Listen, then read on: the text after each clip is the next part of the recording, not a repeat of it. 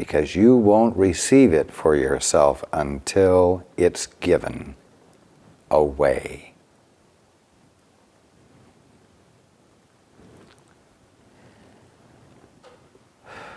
Sounds harsh, maybe. But of course, that's the way it would look coming from the ego frame of reference. To give something away, to give something to another that you haven't given to yourself is utterly simple if you don't make a mountain out of a molehill.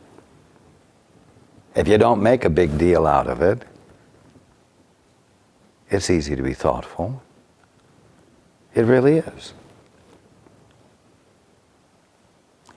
But of course, in order to be thoughtful, you'll have to get past the judgments you've been holding about that other one that say to you, it's not principled for me to do this. He doesn't deserve it. She doesn't deserve it until he or she changes. And what are you doing? You're not holding them to themselves. You're holding them to your definition of them.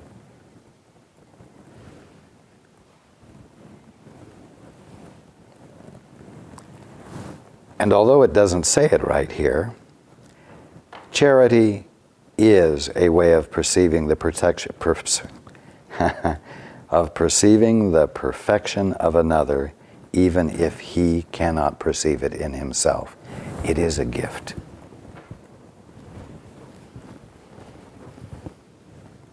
Continue.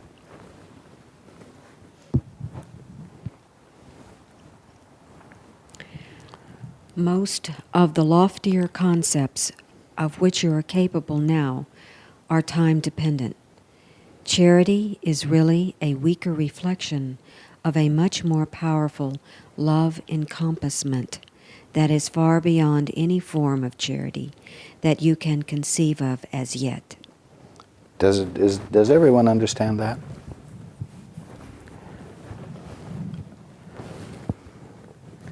I see some nodding, and can I see some shaking? Is there anyone shaking their head? Okay. Can I offer, just as curiosity? Yes. Is it true that it means that ultimately we are living in a state of grace at all times?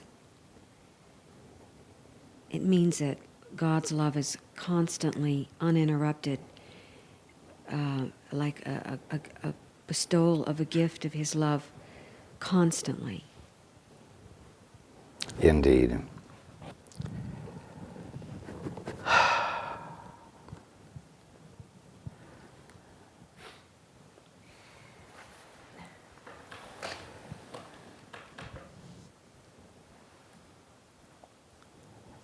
Charity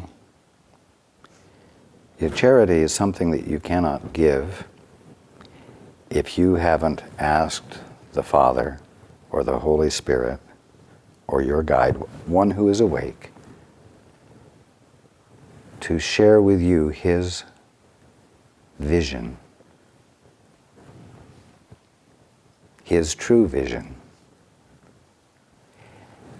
And when that vision is provided to you, as I've said before, it is so moving that you spontaneously extend it to your brother. And what you are extending is bigger than anything you could have, than anything you could have extended through a process of thought and reasoning, no matter how lofty those thoughts and reasonings were. Because it's a gift from God. And when you extend it to your brother, you are embraced with it as well.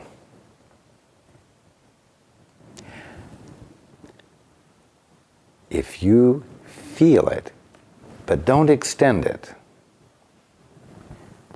You have not provided the opportunity for correction to occur, and therefore correction will not happen in you, even though the feeling of love might be a quite blissful experience for you.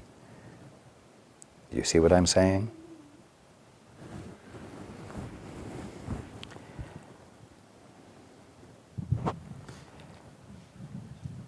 Charity is a weaker reflection because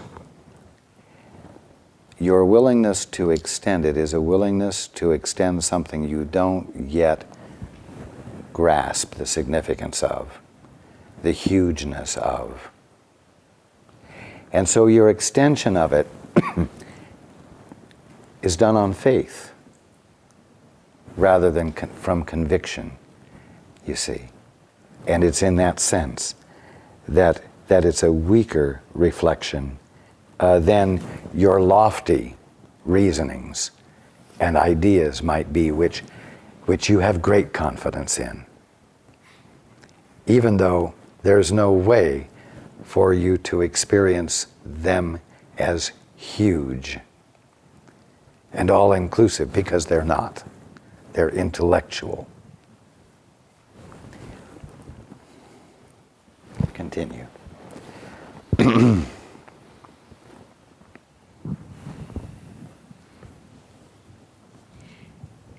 Charity is essential to the right-mindedness in the limited sense in which it can now be attained.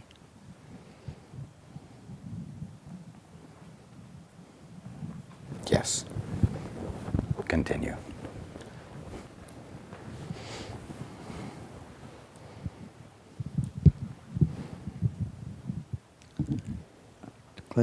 Charity is a way of looking at another as if he had already gone far beyond his actual accomplishments in time. Indeed.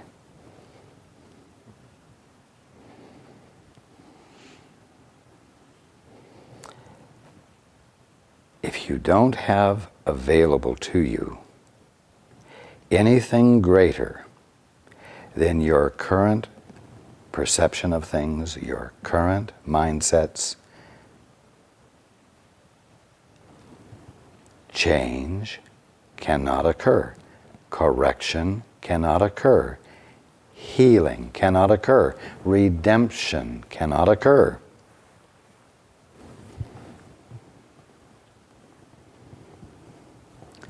Charity is a way of looking at another as a result of going beyond your best assessment of your brother.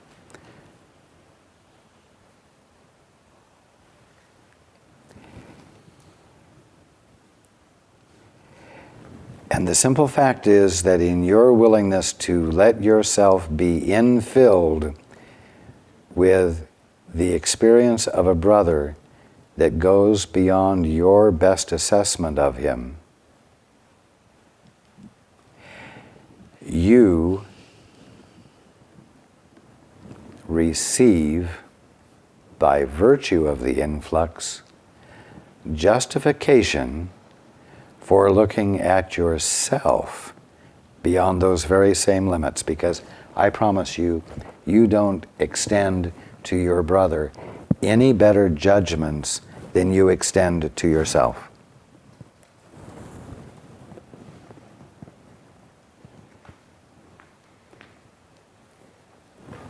Continue. Since his own thinking is faulty, he cannot see the atonement for himself, or he would have no need of charity. Indeed. Continue.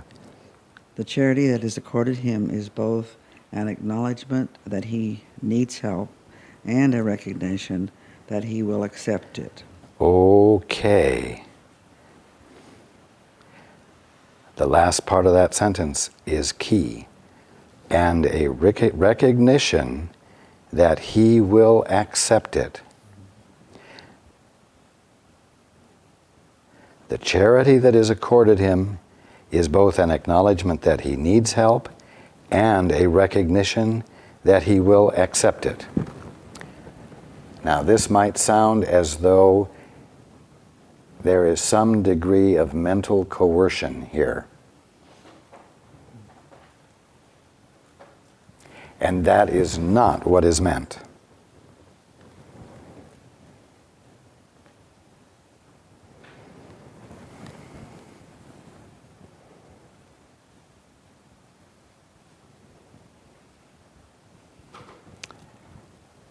Because your experience of your brother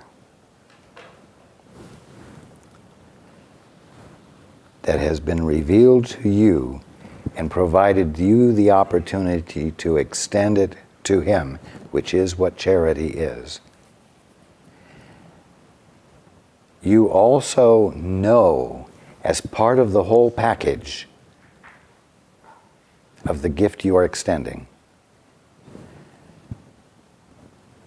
that it is natural and inevitable that he will recognize it for himself, because it is the truth about him, and he cannot forever remain unconscious of it. More than that, it's the awareness that his capacity to recognize it is full-blown in the moment that the gift is being made.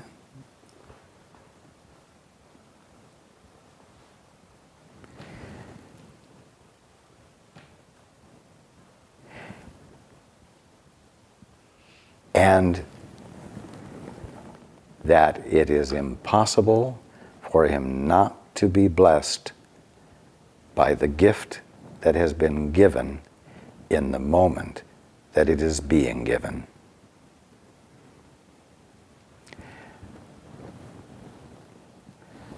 That doesn't mean that your brother may not reject it. But it does mean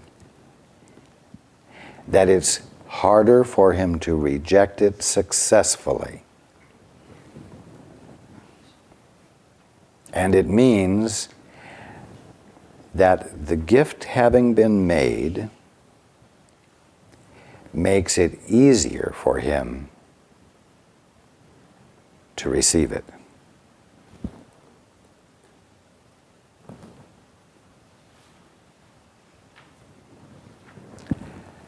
You will find in the experience of the influx of the gift that you are going to give will be a confidence in the outcome of the gift. And there will be no aspect of the gift that will say, or intimate, or insinuate, he'll never get it.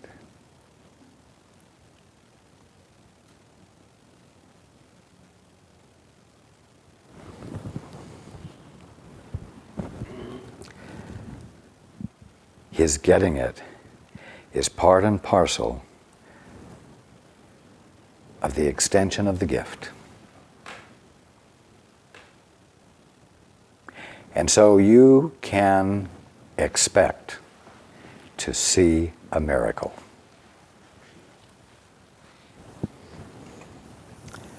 Continue. Microphone? Virginia? Yes.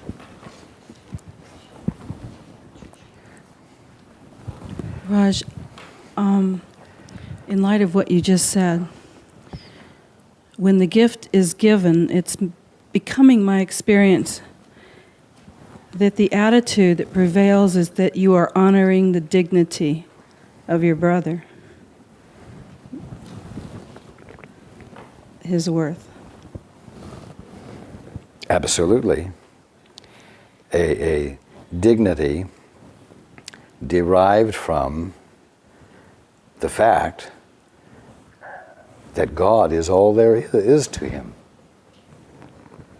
I really feel that's an important aspect, of the feeling of honoring his dignity, whatever is being presented. Yes, but you do not want to approach it intellectually. You do not want to think, I am confirming his dignity. That confirmation happens spontaneously in the movement of your having turned toward the altar, having stood in receipt of the Father's point of view that illuminates your mind about your brother, causing you to spontaneously and thoughtlessly, without any thought process or thoughtful evaluation, embracing your brother fully in the clarity you're experiencing. That stands in full support of his dignity. Afterwards, you might talk about how you realized that what you were doing stood in full support of his dignity. But I just don't want you to get hung up on thinking about it or bringing thoughts about it into the process. Because inner illumination happens when you get out of the way and are not disallowing it. And that movement of illumination has a life of its own that does it all. It's a feeling. It is a feeling, It that rides is. on the feeling, so it wouldn't be a thought. That's correct. Yes. But I just wanted to confirm that feeling is honoring their dignity. Indeed. That's right. Indeed. So we're relying on the spontaneity of the moment. Well, when you're not relying on yourself, spontaneity is what happens. So no, you're not relying on something else called spontaneity.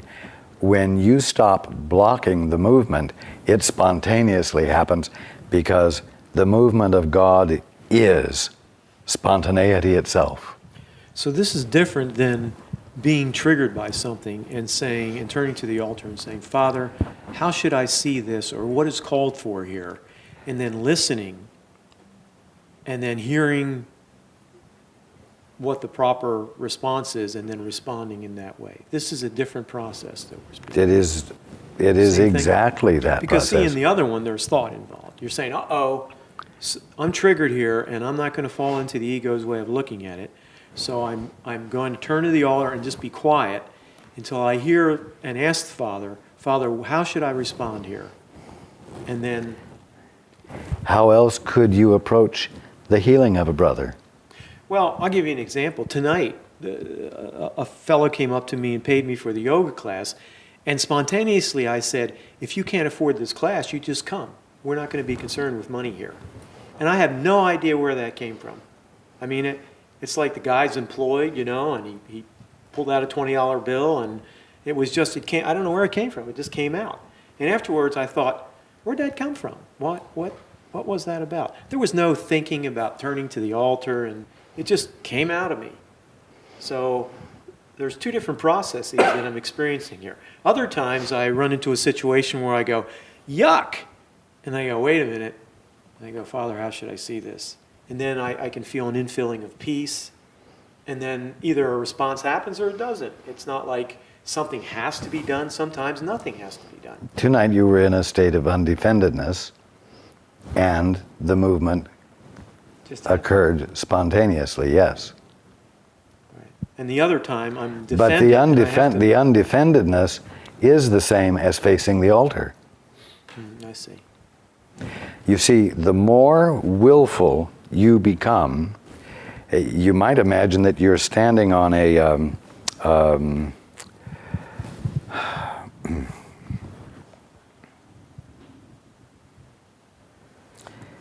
circular piece of wood that has ball bearings underneath it, so that the circular piece of wood can turn in a circular motion.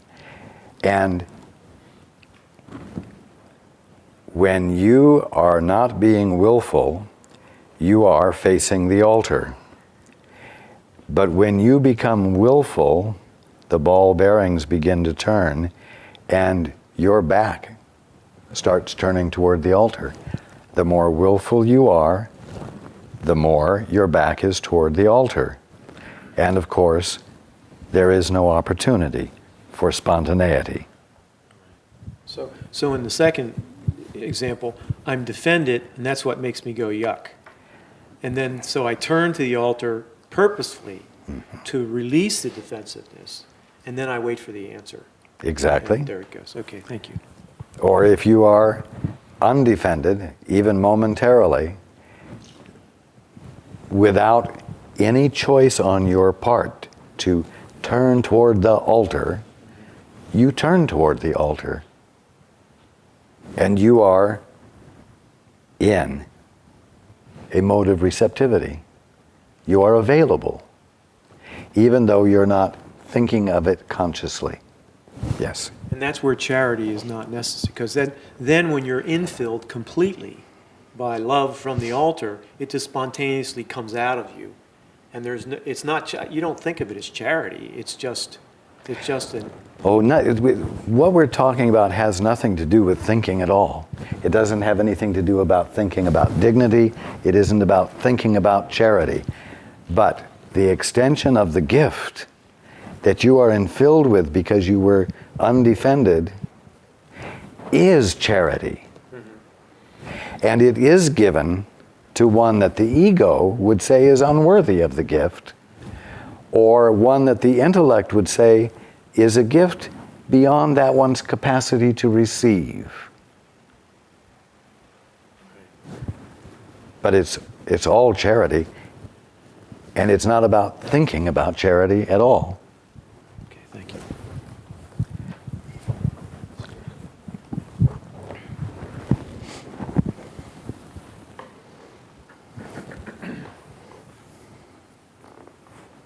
Both of these perceptions clearly imply their dependence on time, making it apparent that charity still lies within the limitations of this world. It's an accommodation, in other words, to the current mindsets, the current conditionings. But it's love appearing in the language in which it can be recognized. It's still real, even though the way it is appearing is an accommodation, we'll say, to the current ignorances.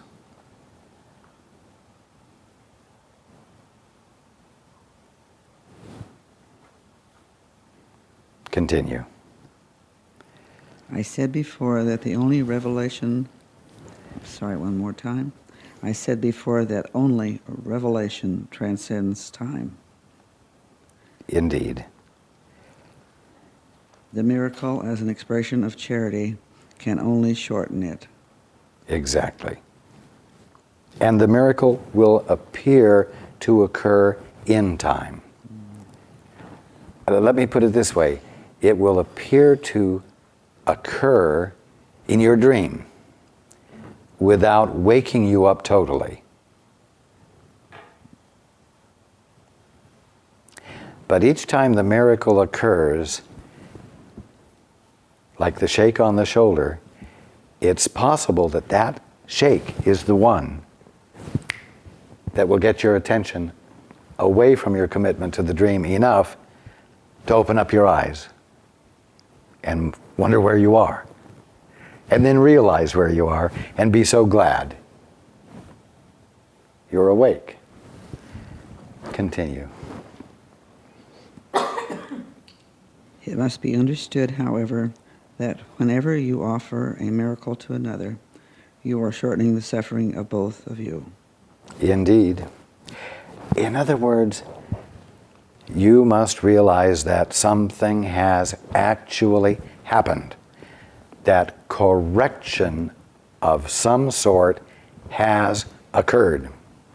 And this is another reason that it's important not to think that you can be healed without the evidence of healing, or that you can become more awake without having evidence of not being as asleep.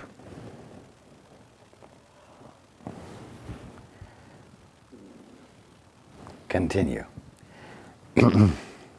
This corrects retroactively as well as progressively. Yes. That's what I meant when I said earlier that when you discover that what you thought you had done in your independence from the Father, you never did succeed in doing, and therefore you're not guilty of it, you will then become privy to what really was going on all the time that you thought you were successfully distorting it into something else, for which you probably will end up being guilty. So as someone else said, it expunges the material record. In other words, retroactively.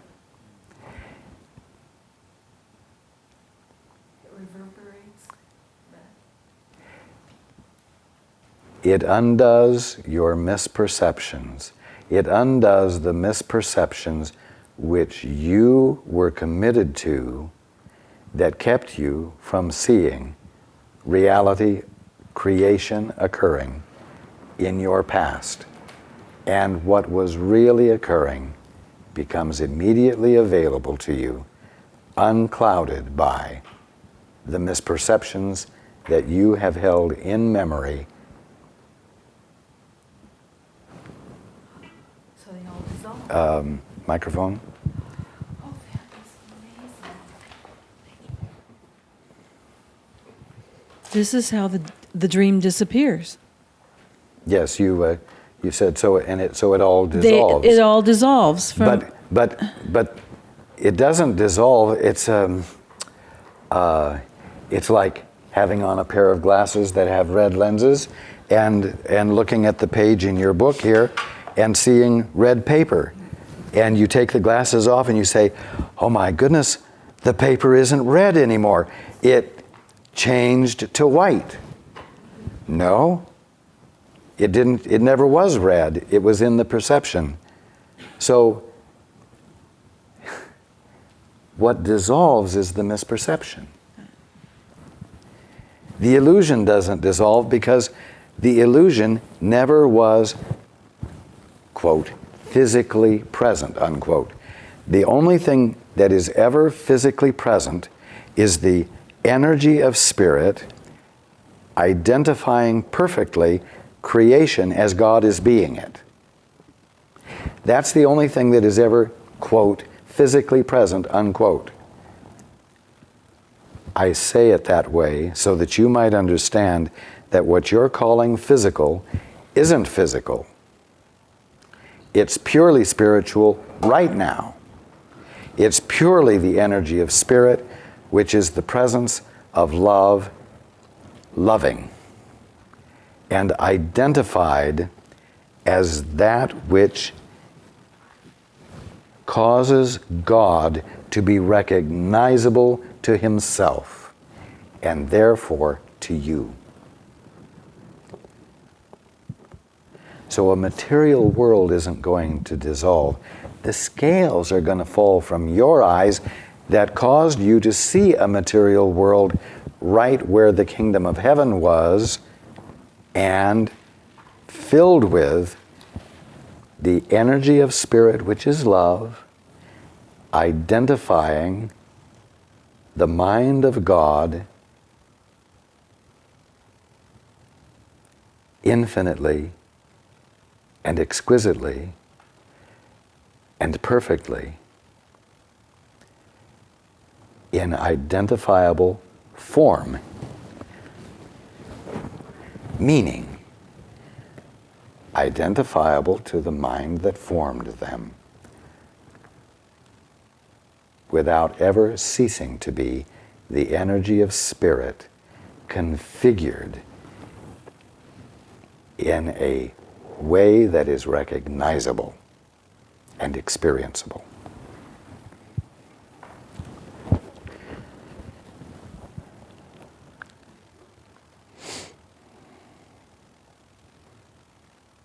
You have a dream at night and you wake up in the morning right in the middle of a dream. Did the dream dissolve? No. It wasn't a presence to dissolve.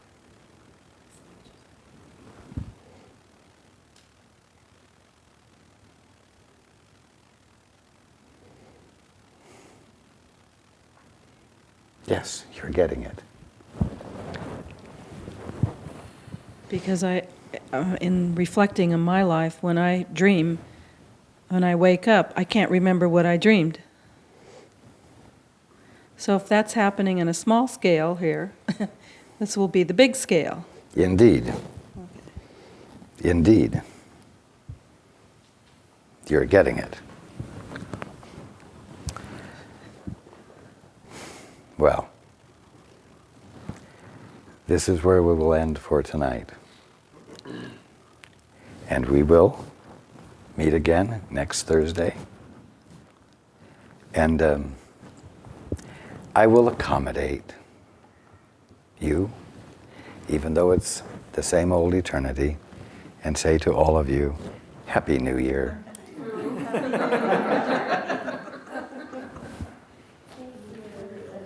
Thank you. You are welcome.